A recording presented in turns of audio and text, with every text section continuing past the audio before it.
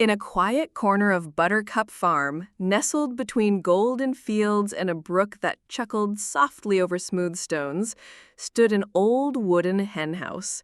It wasn't grand or painted bright, but it was sturdy and filled with the cozy scent of straw, feathers, and home. Inside that coop lived Clucky, a round little hen with soft brown feathers and a heart as wide as the meadow. Clucky wasn't the oldest hen in the coop, nor the fastest, nor the loudest, but she was the gentlest. She clucked in a low voice that comforted chicks when the wind howled outside. She shared her corn even when she was hungry.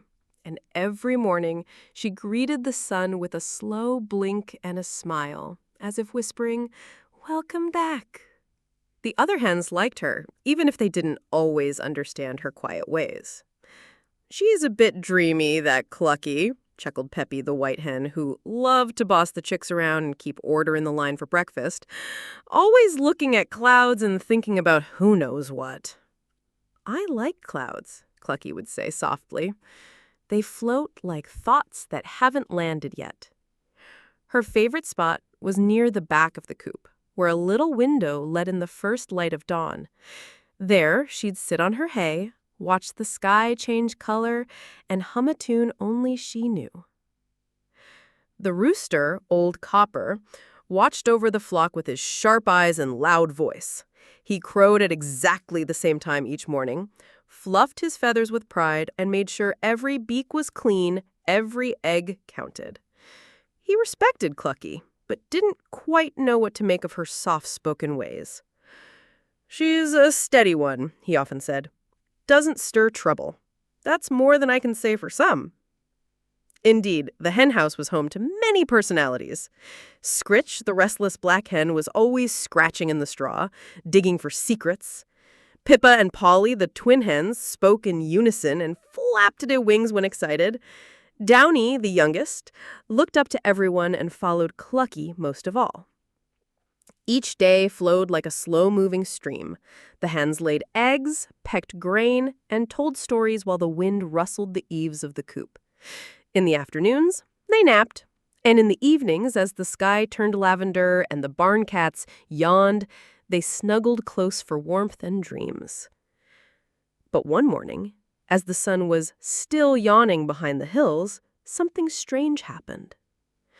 Clucky had just opened her eyes, ready to greet the first golden rays through her little window, when a sharp creak echoed through the coop.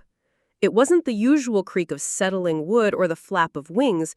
It was deeper, uneasy. She tilted her head. A low clatter followed, like a bucket falling far away. The floor trembled ever so slightly under her feet. "What was that?" whispered Downy, snuggling closer. "Stay close," Clucky murmured, rising slowly. Old Copper burst into the coop from the outside perch. His feathers were puffed up, his eyes alert. "Everyone to the center! Something is not right." The hens clucked in alarm and gathered, some hopping, some stumbling, a flurry of wings and confused whispers. "Fox!" Peppy cried. "Windstorm!" Polly and Pippa chorused. Clucky remained near the back, eyes on the window. The sky was clear. No fox shadow slinked near the fence. Then it came again, louder this time. A rattling, groaning noise, like the earth itself shifting. "Something's wrong with the ground," Scritch gasped, feathers ruffled. "I knew it! I felt it last night!" Clucky walked slowly to the window and peered out. The tall oak tree beyond the barn was swaying oddly, not like it did in a breeze. The wind wasn't blowing. The sky wasn't angry, but something beneath. Another clatter, this time closer. The coop shook. A nest tumbled. An egg rolled. Peppy screeched. "Quiet," bellowed Old Copper. "Keep your heads low. Stay together." But the hens were frightened. Some ran in circles. Others flapped toward the door. Clucky stayed still. Her heart pounded, but her eyes stayed gentle. She closed them for a moment and listened, not just with her ears, but with something deeper. The shaking stopped. The coop grew quiet. Then came the smallest sound, A creak from the far end. Not from the ground, not from the sky, from within. Clucky turned. The back wall. The old boards. One of them hung loose. She walked over slowly and tapped the wood. It wobbled. Behind it, she heard a faint scratching. Not claws, not paws, something smaller. "Downy," she called softly, "fetch a stick." The little chick hurried and brought a slender twig. Clucky nudged the board gently. It gave way. Behind the wall, in a hollow space, was a family of mice. Their eyes blinked in the light. A mother mouse and 3 little ones huddled in fear. "We didn't mean to frighten you," the mother mouse squeaked. "The beams fell in our burrow. We tried to escape and found a hole in the wall." "You caused the rattling?" Clucky asked gently. "We were running. Some pots tipped outside too. We're sorry." Clucky nodded slowly. "It's all right. You're scared too." "Is it safe now?" Peppy called from the crowd. Clucky stepped forward and told the others what she had found. "A mouse?" Old Copper blinked. "That sound came from a family of mice?" "They were fleeing. Their home was damaged. It wasn't danger to us, just someone else in trouble." The hens looked at each other, some with embarrassment, others with relief. "Well," said Peppy after a long pause, "that explains the clatter. But it doesn't fix the wall," Scritch grumbled. "We'll mend it," she said gently, "together." Old Copper gave a short, respectful nod. "You saw more than the rest of us, Clucky. You listened when we panicked." Clucky didn't boast. She only looked back at the hole and the tiny mouse family blinking in the light. Let them rest here for now. There's space in the hay. And so, as the sun rose higher and the fear faded, the hens slowly returned to their nests. The day went on, a little shaken, but wiser. Clucky sat by her window again, her heart still and full. Outside, the wind moved the grass, and in the hush of that golden morning, even the tiniest clatter had been heard. A few days passed since the curious clatter that had sent a ripple of panic through the henhouse. The mice now lived tucked behind the straw bundles, helping themselves to grain crumbs and whispering stories about underground tunnels and roots that tickled. The hens grew used to their tiny guests, though Peppy occasionally tutted about spilled seed, and Downy tried to follow the youngest mouse everywhere it went. Clucky, as always, watched with quiet eyes. Her morning perch by the window brought her peace. The breeze carried birdsong, the sun slipped through clouds like melted butter, and all seemed well again, until the wind began to whisper differently. It started one afternoon while Clucky sat alone near the coop's back wall, tail feathers tucked beneath her. She heard it, so soft that most would miss it, a murmur in the breeze, like someone sighing far away. She tilted her head. The leaves on the nearby oak tree quivered, even though the air was still. The grass bent and rose. Something in the rhythm of the day felt off. Clucky didn't speak of it, not yet. But the next morning, the breeze came early, cool and strange. The chickens rose to greet the sun, but found no warmth in its light. A pale haze hung in the sky, thin as silk, but enough to soften the blue and mute the morning. Scritch noticed first. "The dust isn't settling," she muttered, scratching the ground and watching the particles float longer than usual. Old Copper fluffed his feathers and surveyed the air. "It's likely nothing, just weather doing as it pleases." "Or the mice stirring again," Peppy added, watching a kernel roll suspiciously near her foot. Clucky said nothing, but her eyes watched the clouds. That night, the coop creaked louder than it had in weeks. Even the beams groaned with each gust.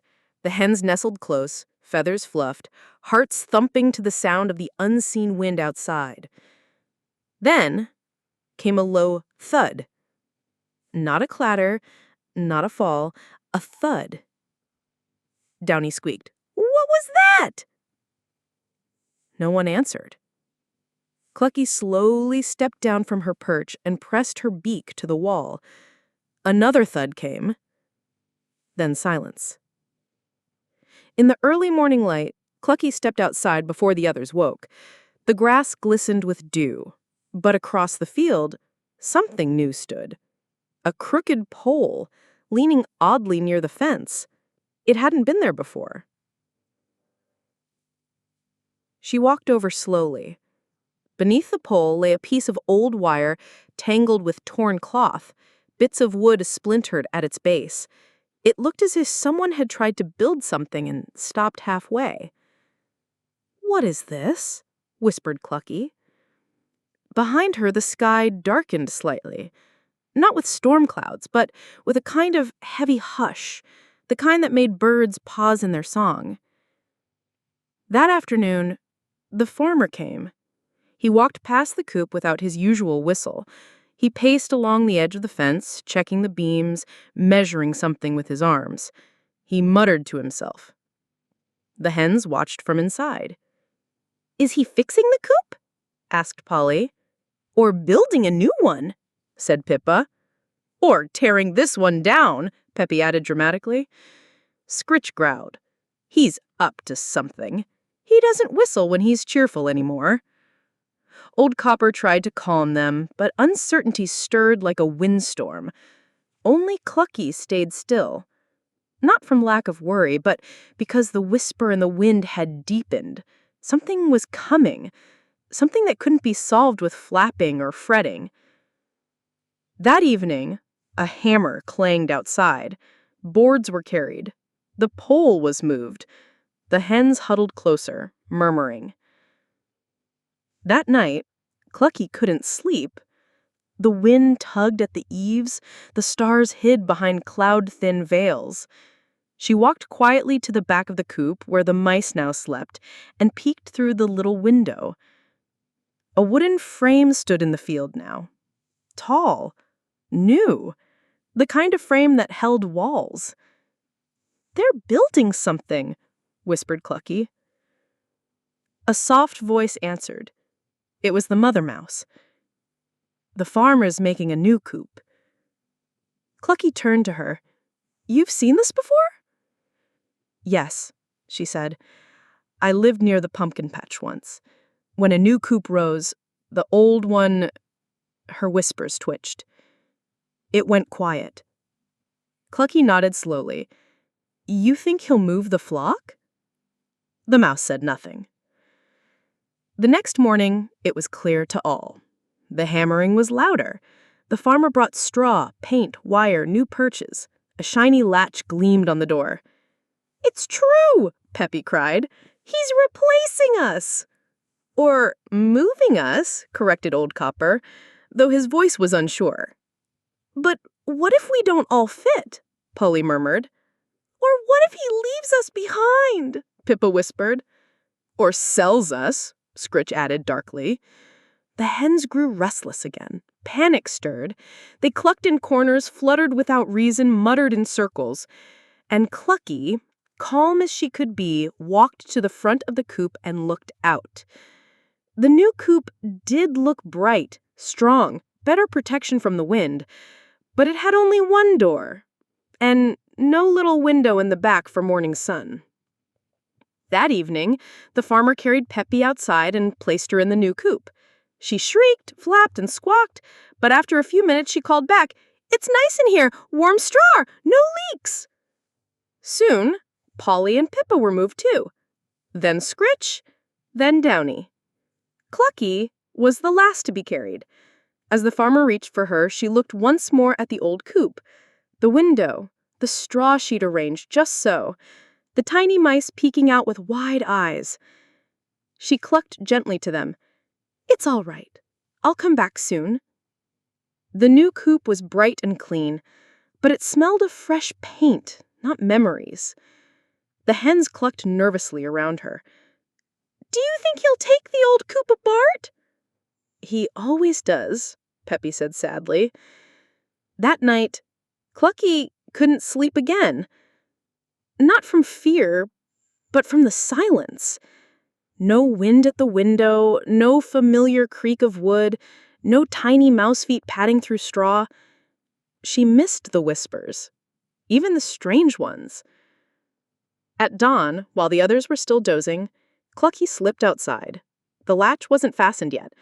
She waddled across the grass to the old coop, heart light with purpose. Inside, the mice were still there, curled in their corner. They squeaked in delight when they saw her. "We wondered if you'd come back," said the mother mouse. "I never left," Clucky said softly. "Not really." She looked around the old coop. It would be gone soon, but for now, it still held stories. She gathered a bundle of straw and carried it back to the new coop. Then another, and another. The others watched, confused at first. "What are you doing?" Old Copper asked. "Bringing home with me," Clucky replied. Soon Polly and Pippa joined her, then Peppy, even Scritch. Together they brought pieces of the old coop into the new. A bit of straw, a worn perch, a feather left behind, and with each bundle the new place began to feel like home. Clucky invited the mice to, not into the coop, but to the nearby hedge where they could build a burrow. The hens promised to share grain and guard against prowlers. And slowly, the wind settled. The coop no longer clattered, but the hens had learned to listen, to each other, to the world, to the soft voices in the wind. And in the middle of it all, Clucky sat by a new window the farmer had carved just for her, a small round hole that let in the first light of dawn. She blinked, smiled, and whispered, "Welcome back." The days grew warmer. Morning dew sparkled like tiny stars on blades of grass, and the hens settled into their new coop as though it had always been theirs. Clucky's little window caught the first rays of dawn, and each morning she blinked at the light with a calm heart. The mouse family had made a snug burrow beneath the wild hedge near the fence. The chicks often visited, and Downy even insisted on bringing seeds and stories every afternoon. Scritch, surprisingly, took to patrolling the edge of the yard to make sure no cats came near. Life, it seemed, had fallen back into its gentle rhythm. But one quiet morning, the wind simply didn't arrive. Not a single breeze tickled the feathers. The leaves stood still and the trees held their breath. The air was heavy, too quiet, like a breath waiting to be released. Clucky stood at her window. Her eyes scanned the sky. The clouds were still, the sun was rising, but its warmth hadn't reached the ground. Downy hopped to her side. "It feels strange, like the world forgot to wake up." Clucky nodded slowly. "Sometimes the wind rests, but when it does, we must listen more closely." In the yard, the hens noticed the stillness too. Peppy tried her usual morning stretch and flap, but her wings drooped halfway through. Polly and Pippa chirped in soft tones, unsure what to say. Old Copper paced near the gate, his feet making no sound on the soft ground. "Odd day," he muttered. "Something feels off." Just before noon, the farmer arrived with a strange cart. Not the usual kind with hay or feed. This one had little wooden boxes stacked neatly and shiny locks on the lids. The hens gathered near the fence watching. "What is that?" whispered Scritch. "I don't like those boxes," said Peppy, feathers ruffling. "They look like cages." Clucky didn't move. Her eyes stayed on the farmer's face. He didn't whistle. He didn't hum. He was focused, quiet, and serious. He opened the gate and walked toward them. The air thickened. Even the bugs in the grass went still. Then he knelt and placed one of the boxes on the ground. He opened the door of the new coop. "Clucky," he called softly. She turned, slowly. The other hens stepped back, unsure. The farmer reached out his hand, not roughly, not fast, just gently, as if he knew she would understand. And Clucky did. She stepped forward, slow and steady, and allowed him to lift her into the wooden box. A hush fell over the yard. The box wasn't dark. There were tiny holes in the side, a bit of straw, some water. It wasn't cruel, but it was a box. Through the small slits, Clucky could see the farmer placing more hens into other boxes. Peppy, Scritch, Polly, and Pippa together. Downy cried out, "Where are we going?" No one answered. The cart door closed with a thud. The wheels creaked. The sky watched, unmoving. Inside her box, Clucky's heart beat slow and steady. She pressed her beak to the slit and whispered, "It's just another journey." The road was bumpy. The hens shifted. A few clucked in fear, others cried softly. But Clucky remained still. She listened. Not for wind, not for the farmer, for something deeper. The journey wasn't long. After a while, the cart stopped. The farmer opened the doors one box at a time. Clucky was lifted last. And when her feet touched the earth again, she blinked at what lay before her. A new field, a bigger one, with taller grass. A coop even larger than the last, shaped like a half moon. It stood near a grove of trees where bees buzzed lazily and dragonflies danced over a shallow pond. The air was still, but sweet. The farmer opened the coop. The hens stepped out, dazed. "What is this place?" asked Polly. "I think it's a sanctuary," whispered Clucky. "Sanctuary?" repeated Downy. "A place where we live, not for eggs, but just for living." Indeed, no crates followed, no weighing, no counting, no egg baskets. Only shade, space, and time. Over the next few days, the hens explored carefully. The new coop had nooks to rest in, wide open doors and no locks. The mice were not there, but the memory of their whispers followed. Clucky spent her mornings by the new window, which overlooked a field filled with dandelions and daisies. She found new rhythms. The farmer came only once a day, with grain and a nod. He didn't take anything, he simply watched them roam. One morning, Downy asked, "Why did he bring us here?" Clucky gazed out at the swaying grass. Because even the loudest world learns to listen when something gentle makes enough quiet. Old Copper sat nearby, feathers settled like old stories. "We thought the coop claddle meant the end," he said, "but it only meant change." "And the wind?" Peppy asked. "It still hasn't come back." Clucky smiled. "Maybe it left us in silence so we could hear ourselves better." That night, the stars blinked slowly above the meadow. A new wind stirred the tall grass, soft and warm. It brushed Clucky's feathers like a kind hand. She closed her eyes and breathed deeply. The coop no longer clattered, the world no longer shook, but something had shifted inside them all.